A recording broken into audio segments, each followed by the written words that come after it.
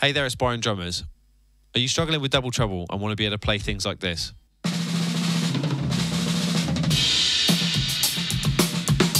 Without having to do hours and hours of painstaking and awkward exercises to try and develop push-pull. In the next 5 minutes, I'm going to show you a very simple exercise that you can do to master push-pull and integrate doubles into your playing in the fastest time possible. So for those who don't know me, my name's Matthew Cleary-Smith. I'm the creator of InfinityDrumming.com. Over the last decade, across 6 different countries, I helped more than 1,000 drummers in workshops, online courses, in-person lessons and Zoom lessons to improve their drumming across the board and get the results that they're looking for. In every video that you see from me, you're going to learn one concept, strategy or tactic that you can apply right now to improve your drumming for the better, and straight after the lesson as well, something you can use ongoing in your life. So again, in the next 5 minutes, I'm going to show you this really simple approach to developing push-pull and also how to integrate that into your playing as quickly as possible so that you can get the results in your doubles that you've been dreaming of in the shortest time frame possible.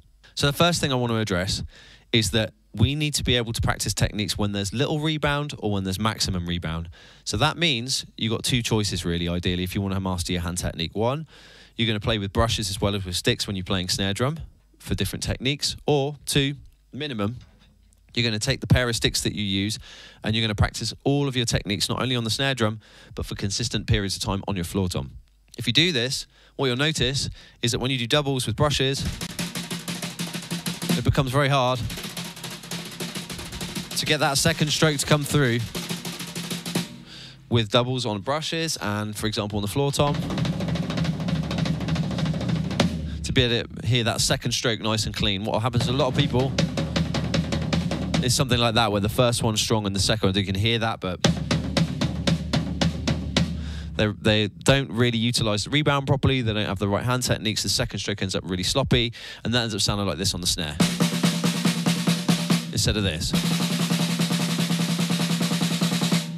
And so if you get that right, if this sounds correct, what actually happens is you end up with the balance that when you go from single stroke roll to double stroke roll, you can barely tell the difference.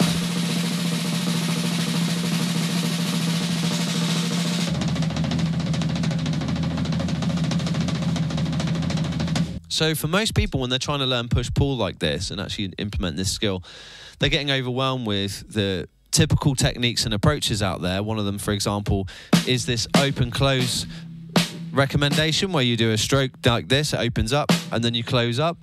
So you do this downward stroke like so, and the stick points up to the ceiling, and then you're supposed to pull your fingers in and get back up into upward position. So if you've ever tried that before, what's probably happened for you is you've ended up with a really awkward technique, and you're just like, you can't get your hand around it. It's really confusing and difficult. And there's a reason for that. It's because it's overcomplicating it, in my opinion. So after teaching so many students, it would be kind of ridiculous of me not to notice some patterns about how people learn, like what problems they have. And one of the things I've noticed is that when I used to break this down, doubles down like this for people, it always just caused so many problems. They do silly little things that they weren't even aware of, overcomplicating the motion and making it very unnatural. And then you lose track of the real idea of it. We're trying to make an efficient technique here. We're not trying to make it more complicated. We're actually trying to simplify the whole thing and make it smoother. So how do we resolve that? Well, first we need to address the 2 sides of what is a hybrid motion. Double stroke roll, or the push-pull motion, when you're using in double stroke rolls, is essentially a hybrid technique. In other words, the first part of the motion is different from the second part of the motion. We've got 2 different techniques going on together. So what happens in the first one that people often overlook is that we're actually trying to get an effective bounce stroke. We're not trying to let the stick stand up in the air like this. We're actually trying to get the stick to throw itself back naturally. We want to just be able to open our hand up and let the stick throw itself backwards, okay? So if you can't do that right now, that will be your first culprit. That's the first reason why you can't yet do a push-pull successfully. So if you need to, you may need to work on stabilizing the fulcrum. I recommend what I call the pendulum. I've talked about this in another video. If you want me to go into depth with that, just go for the doubles cheat sheet that's been offered. You know, put that in the comments below, or send a message, and I'll send out the doubles cheat sheet for you where I break down the pendulum as well. But we stabilize the fulcrum. If you have a stable fulcrum, we then want to get the stick rebounding, right? Now you'll notice I'm using the middle fulcrum, not the index fulcrum, but you can use both. That's the index. This is the middle. Highly recommend the middle because it's more centered. There's a bit more space for the rebound, but whatever you choose to do is fine. So that being said, once you've got a nice rebound stroke, if you're not sure about if you're getting it high enough, which many people don't, put a stick just above the drum, just above the other stick. From your starting point, which should be from the wrist, don't lift up your elbow like this. This is a terrible, you're not going to get the result. We need to come back with the wrist. So come back at a 45-degree angle, pointing up towards the corner of the ceiling, come down with the wrist. And when you come down, if the stick doesn't rebound high enough to bang the stick again, then you haven't got an optimal bounce stroke. You're not getting enough, you're not using the potential that there is in the rebound for the stick to throw itself back. So that's a really good barometer. If you can get the stick to come back to the other stick like so, you're good to go. Once you've got a bounce stroke like that on both hands, the next step is to actually start catching the stick. So when we catch the stick, we're really pulling the fingers in. So the second culprit for people not having success with the double stroke roll is the inability to do finger stroke roll. Because if you have a good finger stroke roll and you have control of your fingers, it's a lot easier to execute and use your fingers as part of a hybrid stroke, obviously. Because in a hybrid stroke, it's more complicated. We've got one technique first and then another technique on the second. So we need to work on those individual techniques first. So again, if you haven't got finger strokes yet, if you want to start practicing finger stroke roll, if you want me to go more into detail on this, again, there is different exercises you can do to develop the fingers, like these and various things. And again, you can go and grab the doubles cheat sheet if you want a bit more help with that. But one thing I recommend for developing fingers is actually to do each finger individually and work on each individual finger and then put them all together. And that can really help you. Okay, let's look at the 4-3-2 bounce catch. So what we do is we bounce it and we catch on the fourth. 1, 2, so bounce, 1, 2, catch. 1, 2, 3, catch. 1, 2, 3, catch. 1, 2, 3, catch. And we're not trying to stay on a grid or anything. We just catch it on that last hit that happens, the catch one. You're going to hit the stick by pulling the fingers in. 1, 2, 3, catch. 1, 2, 3, catch. 1, 2, 3. 1, 2, 3, catch. 1, 2, 3, catch. Then you go to counting 2 and then catch. 1, 2, catch. 1, 2, catch. 1, 2, catch. 1, 2, catch. And then the last one is just 2 strokes. You go 1, catch, catch, catch, bounce, catch. Okay? And that's as simple as it is. So that takes away all of this confusion about like trying to get the right position of the hand and all this stuff. It's just you coming down, do a bounce stroke, and then catch it a little later. This gives you a bit of time to work on that hybrid second stroke without over confusing and complicating the motion. Right, so 1, 2, 3, catch. 1, 2, 3, catch. 1, 2, 3, catch. 1, 2, 3, catch. 1, 2, catch. 1, 2, catch. 1, 2, catch. 1, 2, catch. Bounce, catch. Bounce, catch. Bounce, catch. Bounce, catch.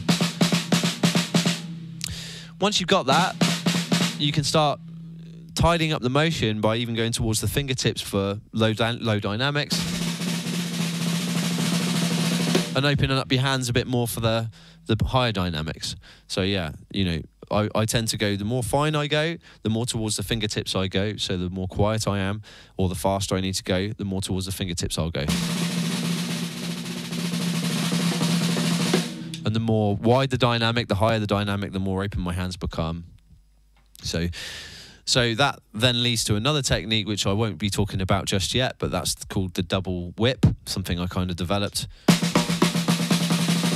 which is another hybrid stroke that doesn't even require push-pull. You can do doubles without even doing push-pull because you can basically do doubles just on your legs. Now, if you can do that successfully, then you'll actually be able to play doubles on any surface, regardless of rebound. So that's another little trick that you can learn about if you want to get in touch. Just let me know. So I'll be doing that in a future video, though. Right, so now that we've addressed push-pull itself and the different aspects of how to develop it, you then want to know how to integrate that into your playing. So the simplest and most effective way to do that is to take solos and play them. So a great example of this one is a solo from Syncopation. The 40-bar exercise is great. It's on page 28 from the Syncopation book, if you have it, by Ted Reed. But you can take any one you like. There's other great ones like Rolling in Rhythm, but I tend to recommend for students who are just starting out to go for something simpler. So page 28 from the Ted Reed book is a great example of a solo that's quite straightforward and therefore and it's easier to read and play. So a simple way to address this, if you want to practice your double stroke roll and start to internalize your doubles. So looking at the first line of the 40 bar exercise, we've got a bunch of eighth notes, 1 and 2 and 3 and 4. And then the last two 16th notes are Anna. And what we're going to do is every time we have double, every time we see 16th notes, we're going to play them as doubles. And so that's going to be my left hand. 1 and 2 and 3 and 4 Anna. 1 and 2 and 3 and 4 Anna. Okay, and then the next bar is 1 and 2 and 3 and a 4 and right, left, right, right, left, right, left, left, right, left. So putting them all together. 1 and 2 and 3 and 4 and a 1 and 2 and 3 and a 4 and right. The next bar, 1 and a 2 and 3 and 4 and. So that's all of the semiquavers end up being doubles, right? 1 and a 2 and 3 and 4 and a 1 and 2 and a 3 and 4 and. Okay, next line. Next line. 1 and a 2 and a 3 and a 4 and a 1 and a 2 and a 3 and 4 and a 1 and 2 and a 3 and a 4 and a 1 and a 2 and a 3 and 4 and. Many people struggle with that kind of bar there where we have a right, right, left, left, right, left, left, right, right, left, right, right, left, left. But you'll notice throughout any of these exercises here, in essence, if it's an eighth note, it's just right hand, left hand, right hand, left hand. I'm just alternating, and if it's a double, that right hand suddenly turns into a double, or that left hand suddenly turns into a double.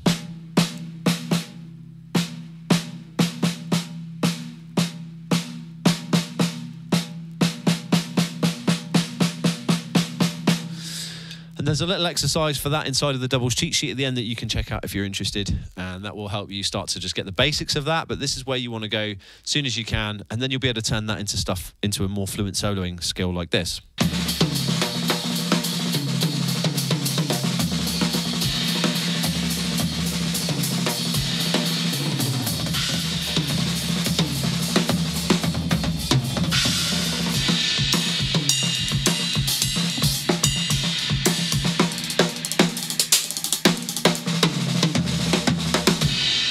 Well, thanks so much for watching this video. I hope you enjoyed it. If you'd like further help, just type doubles cheat sheet below or contact me and I'll send out that doubles cheat sheet for you so you can go even further on this journey of doubles. And I just want to thank you for being here and for checking out all my content ongoing. Thanks for being a follower of the material I put out. I hope it's helping you and making a difference in your life, and I look forward to seeing you in the next video. Take care till then.